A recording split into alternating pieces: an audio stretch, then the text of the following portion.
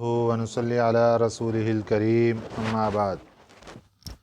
پارہ نمبر 18 سورۃ النور، آیت نمبر 34 اعوذ باللہ من الشیطان الرجیم، بسم اللہ الرحمن الرحیم۔ وَلَقَدْ أَنزَلْنَا إِلَيْكُمْ آيَاتٍ مُبَيِّنَاتٍ وَمَثَلًا مِّنَ الَّذِينَ خَلَوْا مِن قَبْلِكُمْ وَمَوْعِظَةً لِّلْمُتَّقِينَ۔ صدق اللہ العظیم۔ وَلَقَدْ أَنزَلْنَا، اور البتہ تحقیق ہم نے اتارا، الیکم تمہاری طرف، آیات مبینات کھلی آیتیں، مراد اس سے قرآن مجید ہے۔ وَمَثَلًا مِّنَ الَّذِينَ، اور مثالیں، احوال، واقعات، من الذین ان لوگوں کے، خلو جو گزر چکے، من قبلکم تم سے پہلے۔ ایک تو ہم نے آیات مبینات تمہارے اوپر نازل فرمائی، نمبر 2 کچھ احوال بھی، واقعات بھی ان لوگوں کے بیان فرمائے جو تم سے پہلے گزر چکے، جیسا کہ اسی سورہ مبارکہ میں حضرت عائشہ صدیقہ رضی اللہ تعالیٰ عنہ کا واقعہ آ گیا، ان کی برات کا، اور اس سے پہلے حضرت مریم علیہ السلام کا واقعہ آ گیا جب لوگوں نے ان کے اوپر بہتان لگایا، اور اس سے پہلے سورہ یوسف میں حضرت یوسف علیہ السلام کا واقعہ گزر چکا جب زلیخا نے ان پر بہتان لگایا۔ وَمَوْعِظَةً لِّلْمُتَّقِينَ، اور یہ نصیحت ہے متقی بننے کے لیے۔ اللہ نور السماوات والارض، اللہ نور ہے، روشنی ہے آسمانوں کی اور زمین کی۔ اس کے مختلف معنی کیے گئے ہیں۔ سب سے آسان فہم سمجھ کے اعتبار سے وہ یہ ہے کہ اللہ نور ہے، اللہ روشنی ہے، بمعنی ہادی کے، ہدایت دینے کے اعتبار سے، کہ اللہ ہدایت دینے کے اعتبار سے روشنی ہے آسمانوں میں بھی اور زمین میں بھی۔ چونکہ قرآن پاک کو بھی اللہ تعالیٰ نے نور فرمایا، اور ایک مقام پر نبی پاک صلی اللہ علیہ وسلم کو بھی نور فرمایا، اور ایک مقام پر آسمان و زمین کو، تو مختلف چیزوں کو اللہ تعالیٰ نے نور یعنی روشنی فرمایا، اور یہاں پر اپنی ذات کی طرف نسبت فرمائی کہ اللہ نور السماوات والارض، اللہ نور ہے آسمانوں کا بھی اور زمین کا بھی۔ تو یہاں اللہ کے نور ہونے سے مراد ہے کہ اللہ روشنی ہے، ہدایت دینے کے اعتبار سے آسمانوں میں بھی اللہ ہادی ہے اور زمین میں بھی اللہ کی ذات ہادی ہے۔ اس کے بعد ایک مثال ارشاد فرمائی، مثل نورہ، اس کے نور کی مثال، کمشکات، ایک طاق کی ہے، ایک کھڑکی کی، ایک روشن دان کی، فیہا مصباح، جس میں چراغ رکھا ہوا ہو، مصباح چراغ کو کہتے ہیں، اور وہ جو چراغ ہے وہ سمپل صرف اس طاق میں اور اس کھڑکی اور روشن دان میں نہیں رکھا ہوا، بلکہ المصباح فی زجاجہ، وہ جو چراغ ہے وہ آگے ایک قندیل میں، ایک شیشے میں رکھا ہوا ہے۔ شیشے میں رکھنے کا کیا فائدہ ہوتا ہے؟ روشنی صاف ہو جاتی ہے، آنکھوں میں نہیں پڑتی، اور روشنی دور دور تک جاتی ہے، تیز اور صاف روشنی ہو جاتی ہے۔ اور پھر وہ جو شیشہ ہے جس کے اندر چراغ رکھا ہوا ہے، الزجاجہ، تو وہ شیشہ، کأنہا کوکب، وہ ایسے نظر آتا ہے جیسے کوئی ستارہ ہے، دری یوقد، کہ وہ کوکب دری، کہ وہ ستارہ ہے چمکتا ہوا۔ تو یہاں تک اللہ تعالیٰ نے اس نور کے رکھنے کی مثال دی کہ وہ جو نور ہے وہ کہاں پر ہے۔ تو اس کی مثال کے لیے سب سے پہلے جو لفظ بولا وہ ہے طاق، کمشکات، مشکات کہتے ہیں طاق کو، کھڑکی کو، روشن دان کو۔ جہاں پر چراغ پرانے زمانے کو سمجھیں گے تو پھر بات آسانی سے سمجھ آ جائے گی کہ پورے کمرے کے اندر ایک جگہ ایک روشن دان بنا دیا جاتا اور وہاں پر ایک چراغ رکھ دیا جاتا جس سے پورا کمرہ روشن ہو جاتا۔ تو جہاں پر وہ چراغ رکھا جاتا تھا اس کو سمجھیں کہ وہ مشکات ہے، اس کو طاق کہتے ہیں۔ فیہا مصباح، اس طاق کے اندر چراغ رکھا ہوا ہے، اور خود جو چراغ ہے وہ ایک قندیل کے اندر، ایک شیشے کے اندر اس کو بند کر کے رکھا گیا چراغ کو، تاکہ اس کی روشنی تیز بھی ہو اور صاف شفاف بھی ہو۔ الزجاجۃ کأنہا کوکب دری، اب یہ شیشہ یوں معلوم ہوتا ہے جیسے ایک چمکتا ہوا ستارہ ہے۔ اللہ کی ذات نے ہر انسان کے اندر نور فطرت رکھا ہے۔ نور فطرت کہتے ہیں کہ فطرتی طور پر اللہ تعالیٰ نے ہر پیدا ہونے والے بچے کے اندر ایک نور، ایک لائٹ، ایک روشنی کو پیدا فرمایا، جس کا مقصد یہ ہوتا ہے کہ اس کے اندر حق اور باطل کے پہچاننے کی صلاحیت رکھ دی گئی شروع سے۔ یہ نور فطرت ہے، یہ وہ روشنی ہے جو پھر اس کی وہ اپنی عقل کے ذریعے اس کو پہچانتا ہے کہ حق کیا ہے، باطل کیا ہے، اندھیرا کیا ہے، روشنی کیا ہے، سچ کیا ہے، جھوٹ کیا ہے، کھرا کیا ہے، کھوٹا کیا ہے۔ یہ اللہ کی طرف سے ایک نور ہے جس کو نور فطرت بولتے ہیں، کہ جو اللہ تعالیٰ ہر پیدا ہونے والے بچے کے دل کے اندر اس کا پودا لگا رہے ہیں اور وہ روشنی کا چراغ اس کے دل کے اندر جلا رہے۔ اب جب بچہ بڑا ہوا، اب اس کو ماحول کیسا ملا؟ اگر تو اس کو ماحول ملا گھر کے اندر اسلام کا، تو وہ بچہ اسلام کی طرف چل پڑے گا، نور فطرت اس کو فائدہ دے گی اور وہ روشنی وہاں سے لے گی اور لے کر وہ اس کی طرف چل پڑے گا۔ اگر خدا نہ خواستہ گھر کے اندر شرک کا دروازہ کھلا ہوا ہے تو بچہ شرک کی طرف چل پڑے گا۔ اگر خدا نہ خواستہ گھر کے اندر کفر ہے تو بچہ کفر کی طرف چل پڑے گا۔ گھر میں یہودیت ہے تو بچہ یہودی بن گیا، گھر میں عیسائیت ہے تو بچہ عیسائیت کی طرف چل پڑا۔ اگر گھر میں ہندو مذہب ہے تو بچہ ہندو مذہب کی طرف چل پڑا، سکھ ہے تو سکھ بن گیا۔ اب اگر مسلمان ہے بچہ تو اس کے گھر کے اندر اللہ کا قرآن پڑھا جائے گا، اور قرآن پاک خود ایک نور ہے۔ اس کے گھر کے اندر نبی پاک صلی اللہ علیہ وسلم کی احادیث مبارکہ پڑھی جائیں گی، اور احادیث مبارکہ خود ایک نور ہیں۔ اس کے گھر کے اندر نبی پاک صلی اللہ علیہ وسلم کی سیرت طیبہ کے تذکرے ہوں گے جو خود ایک نور اور روشنی کی حیثیت رکھتے ہیں۔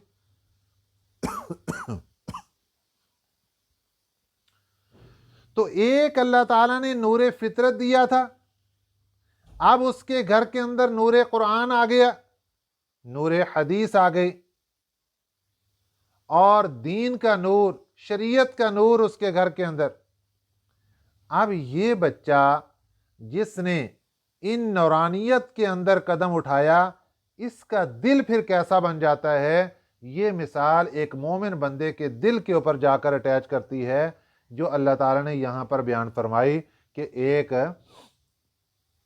چراغ ہے جو کہ ایک طاق کے اندر رکھا ہوا ہے، اور چراغ کو پہلے شیشے کے اندر، اور پھر وہ ایسا چمکتا ہے جس طرح چمکتا ہوا ستارہ ہوتا ہے۔ تو یہ ایک مومن بندے کے دل کی طرف اللہ تعالیٰ نے اشارہ فرما دیا۔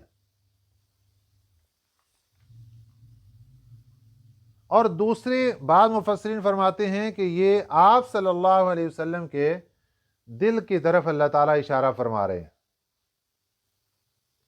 نبی پاک صلی اللہ علیہ وسلم کے سینہ مبارک کو طاق بولا گیا، کمشکاتن۔ اس میں جو چراغ ہے وہ نبوت کا چراغ ہے۔ نبوت کا چراغ ایک شیشے کے اندر رکھا ہوا، آپ صلی اللہ علیہ وسلم کے دل کو شیشہ کہا گیا۔ نبوت کا چراغ جب اس شیشے کے اندر رکھا گیا، اس کی روشنیاں پھیلیں اور ارد گرد سارے کا سارا روشن ہو گیا۔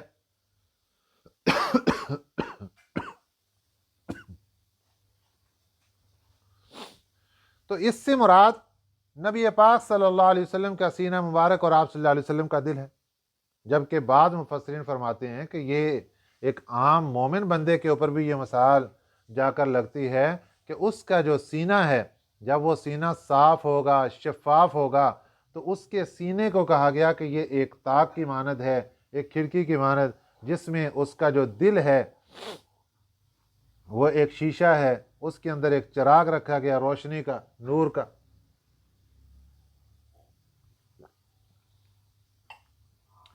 تو جب ایک مومن بندے کے دل کے اندر اللہ کا نور اور اللہ کی طرف سے ہدایت کی روشنی چل پڑتی ہے، تو پھر بندہ کے اندر یہ 4 صفات پیدا ہو جاتی ہیں۔ پہلی صفت کہ جو بھی اللہ کی طرف سے نعمت ملی ہے اس پر وہ شکر کرتا ہے۔ دوسری نعمت کہ جو بھی اللہ کی طرف سے کوئی مصیبت آ جائے، تکلیف آ جائے، اس پر صبر کرتا ہے۔ یہ مومن بندے کی صفت، واہ ویلا نہیں کرتا، شور نہیں مچاتا۔ اور تیسری چیز ہے کہ جب بھی کبھی فیصلہ کرنے کی بات آتی ہے تو عدل اور انصاف پر فیصلہ کرتا ہے، کسی پر ظلم نہیں ہونے دیتا، چاہے اپنی اولاد کا معاملہ ہو چاہے باہر کا معاملہ۔ اور چوتھی چیز ہے کہ جب بات کرتا ہے تو سچ بولتا ہے، جھوٹ نہیں بولتا۔ یہ 4 صفات، نعمت پر شکر ادا کرنا، مصیبت تکلیف آ جائے اس پر صبر کرنا، اور عدل کا ترازو ہر وقت تھامے رکھنا، اور زبان سے سچائی کی بات بولنا، جھوٹ نہ بولنا، جس مومن کے اندر یہ 4 صفات پائی جا رہی ہیں، اس کے دل کے بارے میں یہ مثال ہے جو اللہ تعالیٰ نے قرآن پاک میں یہاں پر بیان فرمائی۔ تو اس کا دل پھر نور علی نور ہے، روشنیوں پر روشنی۔ اب ذرا ترجمہ دیکھیے، اللہ نور السماوات والارض، اللہ روشنی ہے آسمانوں کی اور زمین کی۔ مثل نورہ، اس روشنی کی مثال کمشکات، جیسے ایک طاق ہو، فیہا مصباح، اس میں چراغ رکھا ہوا ہو، المصباح فی زجاجہ، اور چراغ رکھا گیا ہو ایک شیشے کے اندر، الزجاجۃ، اور وہ شیشہ کأنہا کوکب، ایسے لگے گویا کہ وہ کوکب، ایک ستارہ ہے، دری، چمکتا ہوا۔ اب جب دل کی یہ کیفیت ہوگی کہ دل پہلے ہی منور اور چمک رہا ہے، اور وہ اس انتظار میں ہے کہ کب میرے پاس کوئی دین کی بات آئے اور میں اس پر عمل کر کے اللہ کی ذات کو راضی کر رکھ لوں۔ صحابہ اکرام کے دل ایسے منور ہو چکے تھے، وہ پہلے انتظار میں رہتے تھے کہ کب اللہ کے نبی صلی اللہ علیہ وسلم اللہ کا کوئی پیغام ہمیں پہنچائیں اور ہم اس پر عمل کر کے اللہ کو راضی کر لیں۔ تو جب یہ حالت پہلے دل کی بنی ہوئی، اب اس کے بعد کیا ہوا کہ یوقد من شجرۃ، جلتا ہے اس میں، من شجرۃ مبارکۃ، ایک بابرکت درخت کا، زیتونۃ، تیل، زیتون درخت کا تیل اس میں جلتا ہے۔ وہ مثال اس چراغ کی کہ جس چراغ کے اندر زیتون کا تیل ڈال کر اس چراغ کو جلایا جائے۔ پرانے زمانے میں سرسوں کا تیل ڈال کر چراغ کو جلایا جاتا تھا، اور کسی جگہ پہ مٹی کا تیل ڈال کر لالٹین وغیرہ جلائی جاتی تھی۔ ان تمام چیزوں میں جو سب سے زیادہ صاف، شفاف اور بغیر دھوئیں والی روشنی وہ زیتون کے تیل کے ذریعے سے حاصل ہوتی۔ اس لیے اللہ تعالیٰ نے اس درخت کی مثال دی، فرمایا شجر یوقد، کہ جلتا ہے، من شجرۃ مبارکۃ، ایک بابرکت درخت کا، زیتونۃ، تیل، زیتون کا تیل، لا شرقیۃ ولا غربیۃ، کہ جب یہ روشنی جلتی ہے تو نہ اس کا مشرق ہے نہ اس کا مغرب ہے، یعنی کسی طرف سے اس کو آڑ نہیں پڑتی کہ کس طرف اندھیرا ہو، چاروں طرف برابر۔ اور اسی طرح جو کہ زیتون کے درخت کا جو پودا ہے وہ اگر کسی ایسی جگہ پر ہے کہ اس کے اوپر کسی طرف سے بھی کوئی سایہ نہیں پڑتا، کسی پہاڑ کی آڑ نہیں ہے، نہ مشرق کی جانب نہ مغرب کی جانب، تو وہ زیتون کا پھل تمام باقی درختوں سے اعلیٰ اور افضل ہوتا ہے۔ یکاد زیتوہا، یکاد قریب ہے، زیتوہا اس کا تیل، یضیء روشن کر دے۔ وہ تیل خود اتنا صاف شفاف کہ یوں معلوم ہوتا ہے کہ یہ تیل ہی خود روشنی دے دے گا۔ وَلَوْ لَمْ تَمْسَسْهُ نَارٌ، اگرچہ نہ پہنچے اس کو آگ، اتنا خوبصورت اور چمکتا ہوا تیل ہے کہ وہ لگتا ہے کہ یہ خود ہی روشنی دے دے گا۔ یہ بندے کے دل کی مثال دی گئی، اور اس میں ہمیں بات اچھی طریقے سے سمجھ آئے گی جب ہم اس تمام مثال کو آپ صلی اللہ علیہ وسلم کے دل مبارک کے ساتھ لیں گے تو ذرا جلدی بات سمجھ آ جائے گی کہ نبی پاک صلی اللہ علیہ وسلم کا سینہ مبارک ایک طاق ہے اور آپ کا دل ایک چراغ ہے، اور اس کے اندر آپ کا دل مبارک ایک قندیل ہے، اور اس کے اندر اللہ تعالیٰ کی طرف سے ایک چراغ رکھا گیا، وہ چراغ نور فطرت کا جو پیدائشی اللہ تعالیٰ نے عطا فرمایا۔ تو نبی پاک صلی اللہ علیہ وسلم کا جو دل مبارک تھا وہ اتنا صاف شفاف منور پاکیزہ کہ نور نبوت سے پہلے بھی آپ صلی اللہ علیہ وسلم کو امانت دار اور دیانت دار اور کیا کیا صفات آپ صلی اللہ علیہ وسلم کو مکہ کی طرف سے ملی ہوئی تھی، اور اس کے بعد پھر اللہ تعالیٰ نے آپ کو نبوت عطا فرما دی تو وہ نور علی نور بن گیا۔ تو اللہ تعالیٰ یہاں پر ارشاد فرما رہے ہیں کہ وہ دل کی کیفیت ایسی تھی کہ یکاد زیتوہا یضیء، قریب ہے کہ اس کا تیل خود ہی روشن ہو جائے، وہ دل اتنا پاکیزہ کہ وہ خود ہی روشنی دے۔ وَلَوْ لَمْ تَمْسَسْهُ نَارٌ، اگرچہ نہ پہنچے اس کو آگ، نبوت نہ بھی آئے تو تب بھی ایسے لگتا تھا یہ دل خود ہی روشنی پہنچا دے۔ نور علی نور، یہ روشنی پر روشنی پر۔ پھر جب نور قرآن آ گیا، شریعت کی روشنی آ گئی، اللہ نے نبوت عطا فرما دی، تو یہ تو نور علی نور بن گیا۔ یہدی اللہ لنورہ، ہدایت دیتے ہیں اللہ تعالیٰ لنورہ، اپنی اس روشنی کے ذریعے، من یشاء، جس کو چاہتے ہیں۔ یہاں پر نور سے مراد اب نور قرآن ہے کہ اللہ تعالیٰ اس نور قرآن کے ذریعے سے جس کو چاہتے ہیں ہدایت دے دیتے ہیں۔ ہر بندہ قرآن پاک سے رہنمائی لے کر اس سے ہدایت حاصل نہیں کر سکتا، اللہ جس کو توفیق عطا فرماتے ہیں وہ قرآن پاک کے قریب آتا ہے اور قرآن پاک سے ہدایت اور رہنمائی حاصل کرتا ہے۔ وَيَضْرِبُ اللَّهُ الْأَمْثَالَ، اور بیان کرتے ہیں اللہ تعالیٰ مثال، للناس، مثالیں للناس، لوگوں کے واسطے، واللہ بکل شیء علیم، اللہ کی ذات ہر چیز کو جاننے والے۔ یہاں تک یہ ایک بات مکمل ہو گئی۔ اس کے بعد اگلی آیت مبارکہ میں مساجد کا ذکر ہے، کیونکہ مساجد اللہ کے گھر کہے جاتے ہیں،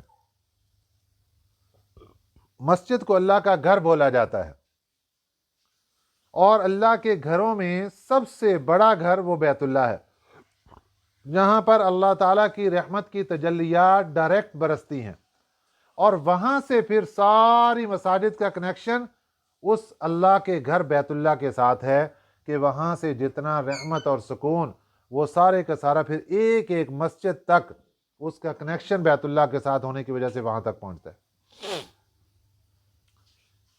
اب مردوں کے لیے تو مسجد بن گئی کہ وہاں پر وہ نورانیت حاصل کرتے ہیں، دلوں کا سکون لیتے ہیں۔ عورت کیا کرے گی؟ عورت کے لیے تو حکم ہے کہ گھر کے اندر نماز پڑھنی۔ تو یہ مسئلہ ذہن کے اندر رکھیے کہ عورت کو چاہیے کہ وہ گھر کے اندر نماز کے لیے ایک جگہ کو متعین کر دے۔ اس سے فائدہ کیا ہوگا کہ جب اس جگہ پر بار بار سجدہ کیا جائے گا، اللہ کا نام لیا جائے گا، اللہ کی تسبیحات بولی جائیں گی، تو وہ جگہ بابرکت بن جائے گی، اور جب ہم وہاں اس جگہ پر بار بار جا کر بیٹھیں گے تو ہمیں دل کا سکون حاصل ہوگا، وہی سکون حاصل ہوگا جو مسجد کے اندر حاصل ہوتا ہے۔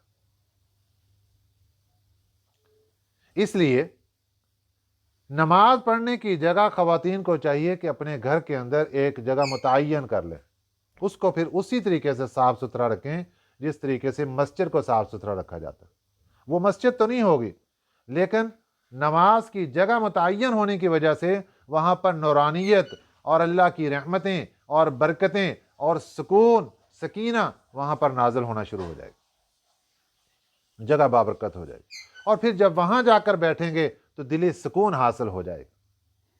فی بیوت، ان گھروں میں، اذن اللہ، کہ حکم دیا اللہ تعالیٰ نے، ان ترفع، کہ ان کو بلند کریں۔ یہ مسجد کے بارے میں بات ہے کہ اللہ تعالیٰ نے ان گھروں کو بارے میں حکم دیا کہ ان کو بلند کریں۔ وَيُذْكَرَ، اور ذکر کریں، فیہا، ان میں، اسمہ، اس اللہ کے نام کا۔ مسجد کس لیے ہوتی ہے؟ کہ اس میں اللہ کے نام کا ذکر کیا جاتا ہے۔ یسبح لہ فیہا، وہ جو ایمان والے بندے ہیں وہ تسبیح کرتے ہیں اس کی، بالغدو والآصال، صبح بھی اور شام بھی۔ وہاں مسجد میں اللہ تعالیٰ کی ذات کی تسبیح کرتے ہیں صبح بھی اور شام بھی۔ رجال، ایسے مرد ہیں کہ لا تلہیہم، نہیں غافل کرتی ان کو، تجارت، ولا بیع، اور نہ بیچنا، عن ذکر اللہ، اللہ کے ذکر سے۔ ان کی تجارت، ان کا خریدنا بیچنا، ان کی ملازمت ان کو غفلت میں نہیں ڈالتی اللہ کے ذکر سے۔ چاہے وہ تجارت میں لگیں تب بھی دل اللہ کے ذکر کی طرف ہے، اللہ کی یاد میں ہے۔ اب کیا مطلب ہے اس کا؟ کہ زبان سے ذکر کرنا ہے، یہاں ذکر قلبی مراد ہے۔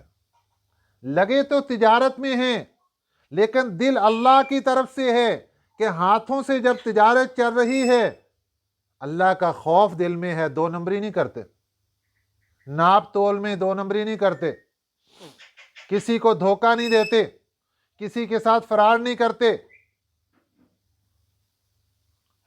تو ان کو ان کی تجارت غافل نہیں کرتی، ان کا خریدنا بیچنا غافل نہیں کرتا، کس سے؟ اللہ کے ذکر سے۔ وَإِقَامِ الصَّلَاةِ، اور نماز پڑھنے سے غافل نہیں کرتا۔ وَإِيتَاءِ الزَّكَاةِ، زکوٰۃ دینے سے غافل نہیں کرتا۔ نماز کا ٹائم آ جائے سب تجارت بند اور وہ گئے نماز پڑھنے کے لیے۔ نبی پاک صلی اللہ علیہ وسلم کے زمانے میں دو صحابی تھے، ایک کا کام تھا کہ وہ لوہار تھے،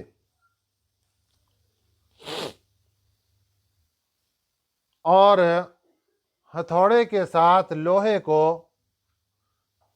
مار مار کے اس سے چیزیں تیار کیا کرتے تھے۔ اب جیسے ہی آذان ہوتی تو انہوں نے اگر ہتھوڑا اوپر اٹھایا ہوا ہے مارنے کے لیے اور ادھر سے آذان کی آواز کانوں میں پڑتی، اس ہتھوڑے کی ضرب کو لوہے پر لگانے کی بجائے ہتھوڑا وہیں سے پیچھے پھینک دیتے اور کھڑے ہو جاتے نماز کے لیے۔ دوسرے صحابی رسول صلی اللہ علیہ وسلم، ان کی دکان تھی اور ان کی عادت مبارکہ یہ تھی کہ کبھی اگر سودا تول رہے ہیں اور ادھر سے آذان کی آواز آ گئی تو وہ تولنا بھی وہیں بند کر دیتے کہ بھئی اب نماز ہوگی تو اس کے بعد کچھ ہوگا، اس سے پہلے کچھ نہیں ہو سکتا۔ ایسے ہی دو صحابہ اکرام یہ، اور اس کے علاوہ باقی صحابہ اکرام کی خصوصیات جن کے بارے میں اللہ تعالیٰ نے یہ آیت مبارکہ نمبر 37 نازل فرمائی، رجال، کہ یہ ایسے مرد ہیں لا تلہیہم، نہیں غافل کرتی ان کو، تجارت، ان کی تجارت، ولا بیع، اور نہ بیع خرید و فروخت، عن ذکر اللہ، اللہ کے ذکر سے، وإقام الصلاۃ، اور نماز پڑھنے سے، وإیتاء الزکوٰۃ، اور زکوٰۃ ادا کرنے سے۔ کوئی چیز رکاوٹ اور غفلت نہیں ڈالتی ان کو۔ یخافون، اچھا دیکھیے کہ بندہ نیک ہو جائے تو نیک ہونے کے بعد بھی شیطان اس پر حملہ کرتا ہے کہ بابا تو بڑا نیک ہو گیا، تجھے کیا ٹینشن، اب نمازیں تو پڑھتا ہے، ذکر و اذکار تو کرتا ہے، नवाफिल भी पढ़ रहा है, कुरान पाक की तिलावतें भी जारी हैं, सब कुछ जारी, तुझे कोई टेंशन नहीं, जन्नत पक्की। ये ईमान वाले बंदे की निशानी नहीं, ये शैतान का हमला समझकर इसको दूर करना चाहिए। जितना बंदा नेक होता चला जाएगा उतना उसके दिल के अंदर अल्लाह का खौफ बढ़ता चला जाएगा। हजरत मौलाना अशरफ अली थानवी रहमतुल्लाह अलैह 1000 से ज्यादा किताबों के मुसन्निफ हैं, किताबें तसनीफ फरमाई, कुरान पाक की तफसीर, हदीसें, क्या कुछ आपने, बहिश्ती ज़ेवर जिन्होंने लिखी।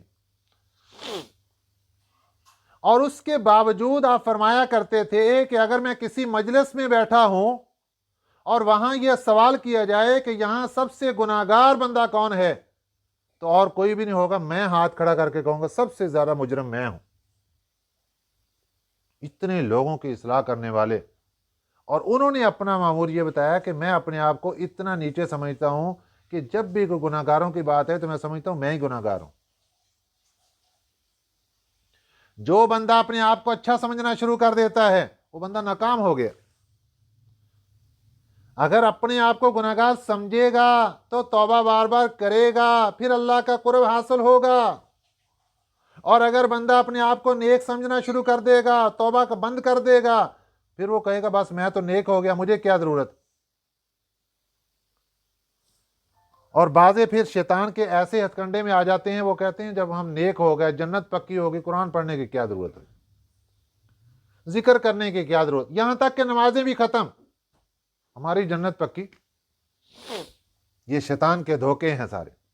लेकिन सहाबा इकराम की शान सुनिए, यखाफून, सहाबा इकराम भी और आज के ईमान वाले और पीछे ईमान वाले और क़यामत तक जितने ईमान वाले इन सिफात के साथ मुत्तसिफ होंगे वो कामयाब हैं कि ना तो उनको गफलत डाल रही है, अल्लाह के जिक्र से गाफिल नहीं है, नमाज पढ़ने से गाफिल नहीं, ज़कात अदा करने से गाफिल नहीं, तिजारत ने कोई रुकावट नहीं डाली, बै खरीद फरोख्त ने कोई रुकावट नहीं डाली, इसके साथ साथ सब कुछ करने के बावजूद यखाफून, वो डरते रहते हैं, यौमन, उस दिन से, ततक़ल्लबु फ़ीहिल क़ुलूब वल अबसार, जब उलट जाएंगी उस दिन में क़ुलूब, दिल, वल अबसार, और आंखें। वो ऐसा दिन होगा यानी क़यामत के दिन, उसमें आंखें उलट जाएंगी और दिल उलट जाएंगे। उस दिन का खौफ उनके दिलों के ऊपर छाया होता है, वो डरते हैं अल्लाह ताला से, उस दिन पता नहीं क्या बनेगा, हम कहीं मुजरिम बन के खड़े ना हो जाएं वहां पे। लियज्ज़ियहुमुल्लाहु अहसन मा अमिलू, ये अल्लाह ने क़यामत का दिन क्यों पैदा फरमाया, ताकि बदला दे उनको अल्लाह ताला, अहसन, अच्छा, मा अमिलू, जो उन्होंने अमल किया, व यज़ीदहुम मिन फ़ज़ली, और ज़्यादा दे उनको अल्लाह ताला अपने फजल से, वल्लाहु यर्ज़ुक़ु मन यशाउ बिग़ैरि हिसाब, अल्लाह रिज़्क़ देता है जिसको चाहता है बगैर हिसाब किताब के। ये ईमान वालों के सारे मामलात हो गए। आगे इसके बाद 2 आयतों में कुफ़ार के हालात बयान किए गए हैं जो इंशाअल्लाह अज़ीज़ कल के सबक में आएंगे। अल्लाह ताला हमें ऐसी ही ईमान वाली सिफ़ात अता फ़रमाएँ जैसे अल्लाह ने सहाबा इकराम रिज़वानुल्लाह अलैहिम अजमईन को अता फ़रमाई थी, और अल्लाह ताला हम सब की मग़फ़िरत फ़रमा दे और हमें कुरान पाक की नूर और रोशनी से बरक़ात हासिल करने की तौफ़ीक़ अता फ़रमा दे। आमीन। वमा अलैना इल्लल बलागुल मुबीन। अल्लाहुम्मा सल्लि अला